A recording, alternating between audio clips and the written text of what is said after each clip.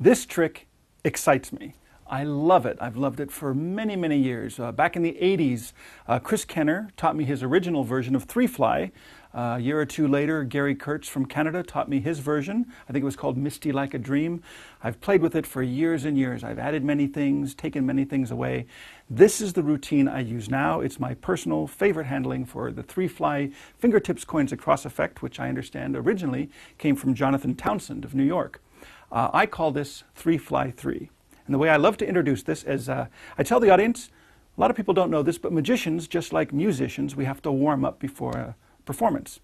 Here's a little warm-up exercise we use, particularly those who use sleight of hand. It's a simple mystery with 3 silver dollars, 2 empty hands, nothing up the sleeves, and the idea is to cause these coins to vanish from one hand, fly through the air invisibly, and land in the other hand in slow motion.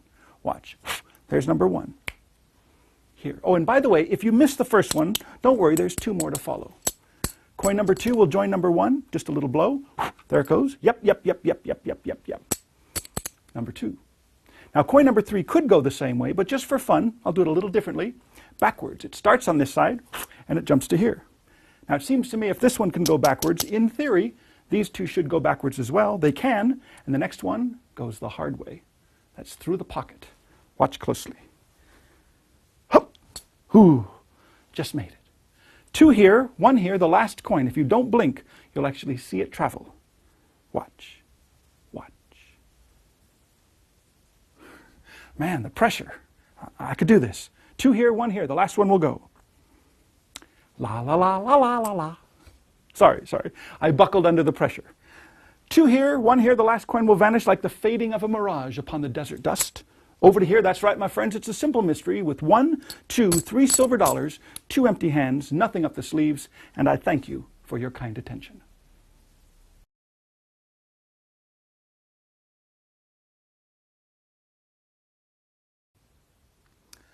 Well, playtime is over, my friends. It's time to get to work. You might have noticed I put on my work shirt, rolled up my sleeves. We've got some serious business to take care of.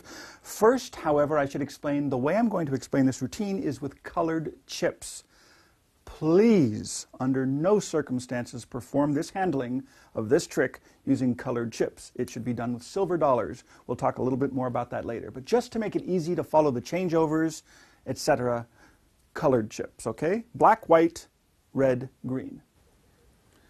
Well, the time has come to explain every detail of the handling of three fly three. Now, to make it easier to follow, I've decided it would be a very good idea to use 4 different colored chips. That way you'll know exactly what's happening during the various changeovers, that type of thing. First thing you do is you put them all in your pocket in this order, so that when you pull them out of the pocket, the white will be on top. Now, the first move is to apparently put all of the coins from your right hand into your left hand. What you really do is the Al Baker technique for secretly holding back one of the coins. In this case, you just rest your thumb on the top coin, the white chip, and as you turn your hand over to dump them into the left hand, you just hold back that coin. Slide it back a little bit if you want to, or if you think it's necessary, but basically you just pinch that between the base of the index finger and the thumb. Not the base of the finger, but the lower part of the index finger like this. So you toss those. This coin is finger palmed as the right hand just moves out. All the attention is on the left hand. You fan them out in a big fan. Now, it's very important that they're overlapped approximately halfway, and the coin that's on the top is, in this case the black one, is closest to your body. In other words, this will not work if they're fanned in this way. The top coin is closest to your body. That's very important. Now, the grip is also important. The middle finger is on the bottom coin at about the 9 o'clock position, if that was a clock face. The index fingertip is on the middle coin at about the 9 o'clock position, and the thumb is on the back of the top coin at about a 7 o'clock position. Because when you do the slide back vanish later, this grip is very, very important. Okay, now the first thing you're going to do is the opening sequence. It's going to look as if you're transferring the coins one at a time from your left hand into your right, but that's not at all what happens. The first coin, the lower coin, in this case the green chip, as you pretend to take it in your right hand, what really happens is secretly your left hand curls in the fingers. Without the chips, it looks like this. You just pull in the index and middle finger and thumb. That brings the entire stack of coins in with it. The ring finger reaches over and hooks onto the opposite edge of the bottom coin, just like this, and then the index finger and middle finger and thumb push the other 2 coins out. So this is the move. If you want to practice it, you bring them in, you hold one back, you bring it in. Later, you're going to put it back where it came from. So that's the move.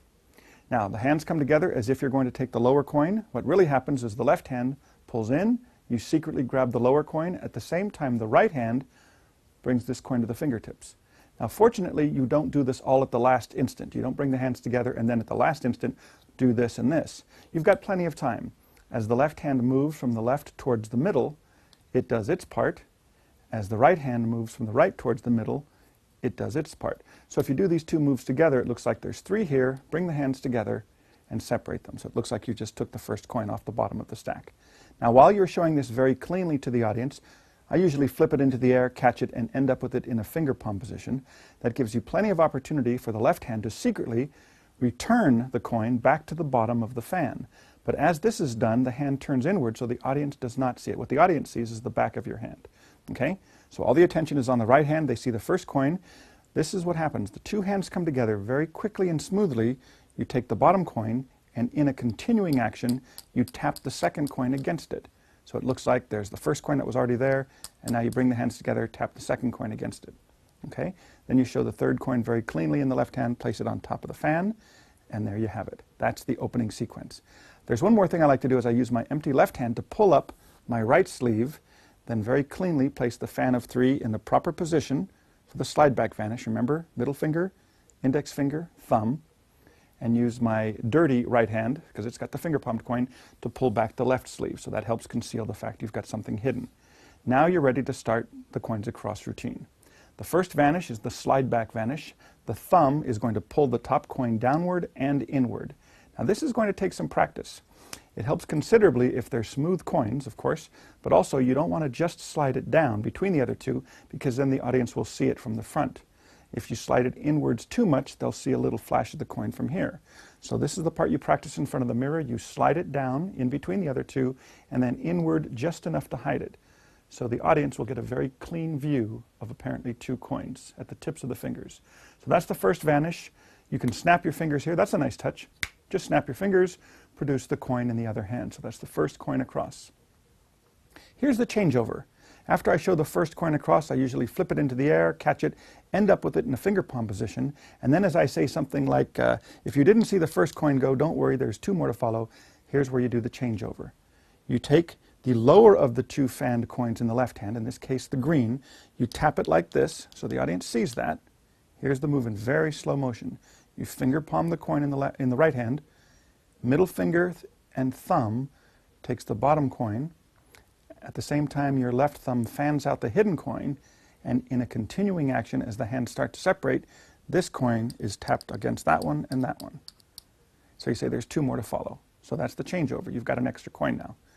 Now you do the same type of thing to vanish the next one, but instead of using a slide back vanish, you bring the coins in, the ring finger hooks the bottom coin, and you push this one out. So basically all you're doing is you're finger palming the lower of the two coins in the left hand. And there's plenty of action because you're going to go like that. So it's a bit of a wind-up as if you're ready to throw, and that gives you the cover for finger palming the lower coin. So you vanish into the air, and to make the clink, you just let go of the one coin at the fingertips, let it hit the one already in the finger palm, and you've got the second coin across. Now I say I could make the third coin go in the same direction or in the same way, but just for fun, for something a little different, let's try to make it fly in the opposite direction. Openly, I place it on top of the fan in the right hand. Now notice you're holding the fan in the right hand in the same slide back vanish position. Middle finger, index finger, and thumb. So all you have to do now is blow on these coins, secretly slide this coin down, and it creates the vanish. You see? And of course all that's done is as you bring the coins up to blow, and you bring your hand back down and it's gone, and then you produce the coin in your left hand.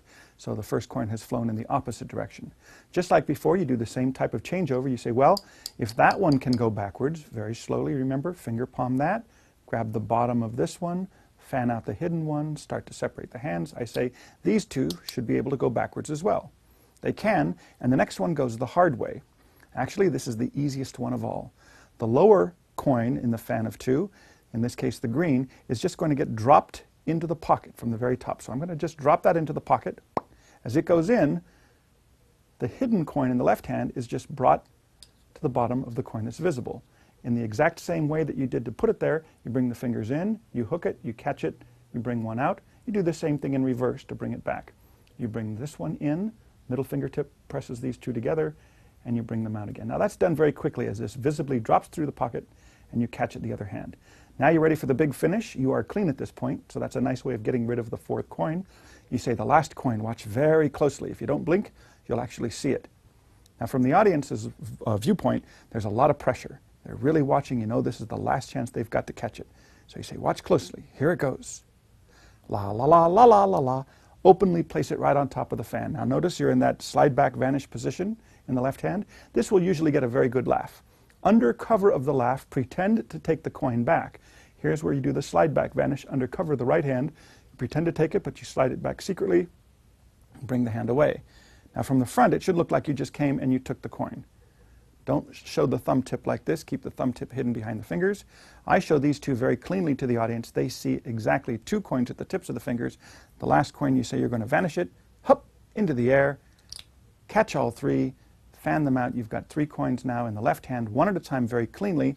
I place them into the right hand, fan them in the right hand one last time. Your hands are otherwise empty. Place them in your right coat pocket or your right trousers pocket, and you're all reset for the next demonstration.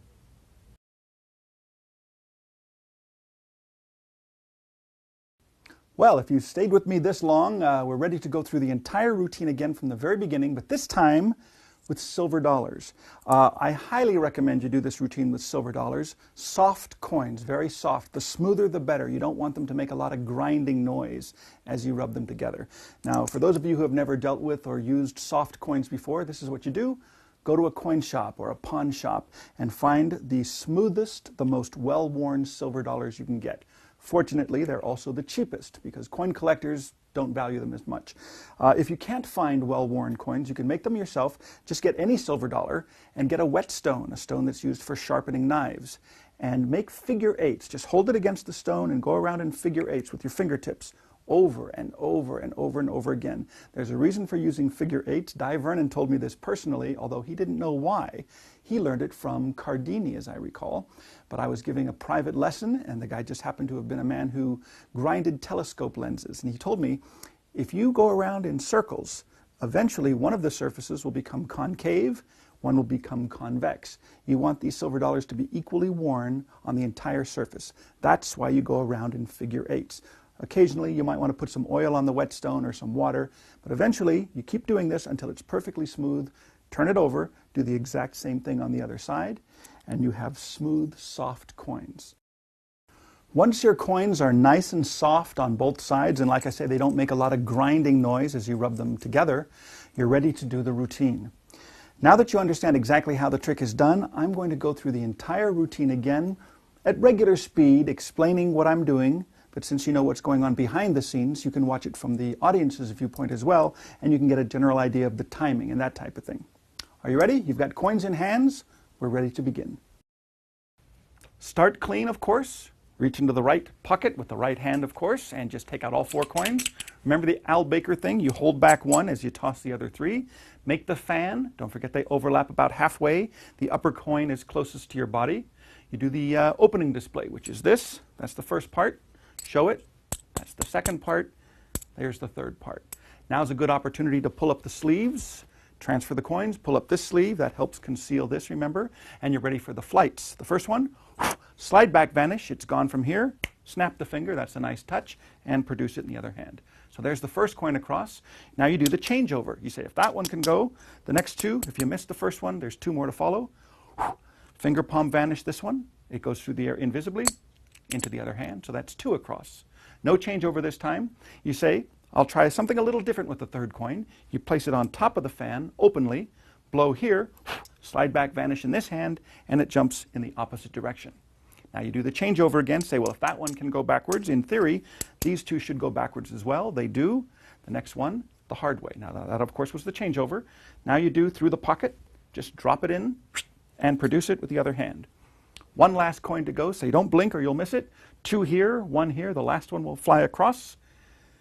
Let the pressure and the tension build, then release the tension by saying, la, la, la, la, la, la, la. There it is, under cover of the huge laugh. You pretend to take it back. Don't forget that's the slide back vanish. Show these 2 first very cleanly with the fingers open. The last one you vanish like this, hop, into the air, over to there. All you have to do now is fan them out very cleanly now, one at a time, transfer them to your other hand, the right hand, and then place them in the right trousers pocket, and you're reset for your next demonstration of 3-fly-3.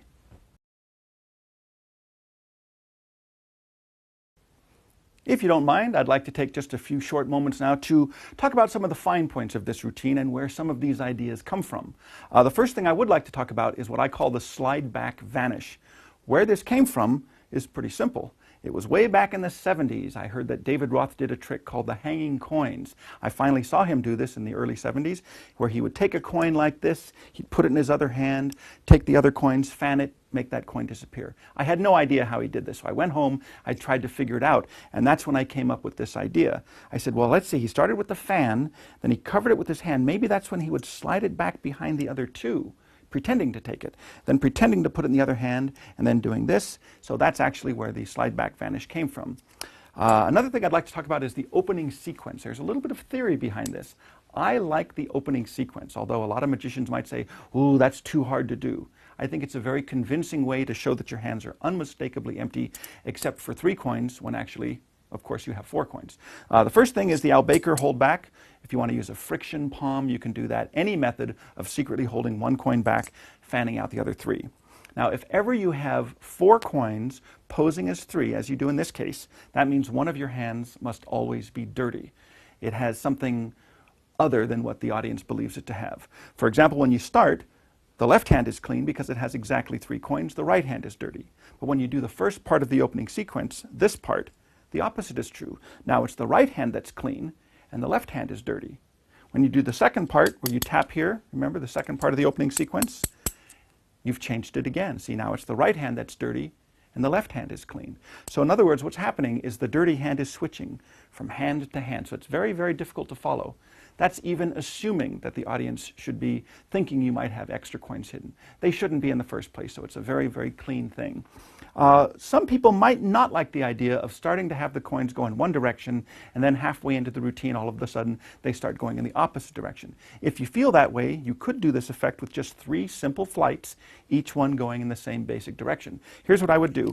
Hold back the first coin, do the opening sequence like you do at the very beginning of the regular routine, and now, after you pull up the sleeves, hold back 1 coin here, pretend to put them all into the right hand, and now the extra coins in the left hand, and what's going to happen is one at a time, apparently, they're going to travel from your right hand into your left. The first one, simple slide back vanish, like this. Change over, so if you missed that one, don't worry, there's 2 more to follow. The next one, I would use the thing from David Williamson, where you just, instead of dropping the coin into your trousers pocket, you actually openly drop it right into your breast pocket. Just like this, hop, produce it here. That's the second one. Same basic direction. The third coin, you say, watch, la, la, la, la, la. It goes to there. Under cover of the laugh, you do this. You vanish it, and it appears in this hand as well. So that's 3 coins all going in the same basic direction. Okay, that should pretty much cover it for now. I thank you for your kind attention, and please give this routine the practice it deserves, and it will serve you well. Thank you. Well, I think I could safely say that right now you've got all the information you need to perform this trick expertly. The rest is up to you. Just take a lot of time and practice it step by step. I don't think the routine is really difficult to do. It does take practice to get the routine to work smoothly from step to step. Let me give you one last tip before I go, and that is in practicing the routine, after you've learned the basic routine, in practicing it from the start to the end, I highly recommend you use larger coins, the largest coins you could possibly fit in your hands. I went to a shop that sells materials for making your own jewelry, and I found these large silver discs. These are solid silver. They're a bit larger than a silver dollar, in fact, considerably larger. And if you could practice the routine with these extra large coins, it's the same idea as a batter who swings several bats before he actually goes up to hit the ball. When you actually use regular-sized silver dollars to perform the routine, they'll almost feel like dimes, and it'll be very, very easy. So good luck to you. Please give this the practice it deserves, and it will serve you well for many, many years to come. Thank you.